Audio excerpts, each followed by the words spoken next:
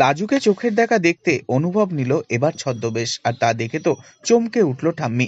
হ্যাঁ বন্ধুরা, বিস্তারিত জানতে ভিডিওটিতে একটি লাইক দিয়ে চ্যানেলটি সাবস্ক্রাইব করে সম্পূর্ণ দেখতে থাকুন। নতুন পর্বে দেখতে পাওয়া যায় লাজু সুদেবের সাথে চলে যাওয়ায় অনুভবের মনটা বড্ড খারাপ হয়ে যায়। অনুভব বুঝতেও পারে না তার নিজের স্ত্রী লাজুকে সরিয়ে দিয়েছে বলে। তবুও অনুভব মনে মনে ভীষণই অনুতপ্ত বোধ করতে থাকে, ভাবতে থাকে সেই মুহূর্তটার কথা যখন সুদেব লাজুকে নিয়ে বাড়ির চৌকাঠ পেরোচ্ছে। অন্যদিকে দেখা যায় অনুভবের মতো লাজুরও মন ভালো নেই। সে জোর করে শ্বশুরবাড়িতে থেকে গেছে ঠিকই, কিন্তু পরিবারের কেউই তাকে যেন একেবারে মেনে নিতে নারাজ। এভাবেই চলতে থাকে দুজনের মন খারাপের পালা।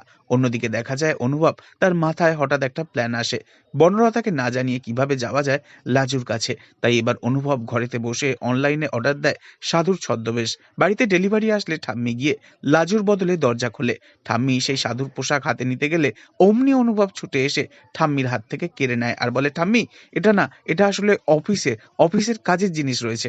এই বলেই ঠাম্মির চোখে আড়াল করে অনুভব আস্তে আস্তে চিলেকোঠার ঘরেতে গিয়ে সিঁড়ি দিয়ে উঠে পড়ে। তার দেখে তো ঠাম্মির মনে সন্দেহ হয়। ঠাম্মি মনে মনে বলতে থাকে, অফিসের জিনিস নিয়ে চিলেকোঠার ঘরেতে কি করতে গেল কৃষ্ণ?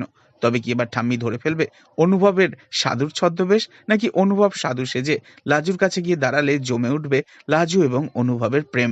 তা জানতে অবশ্যই সাবস্ক্রাইব করে আমাদের সঙ্গেই থাকবেন। ধন্যবাদ।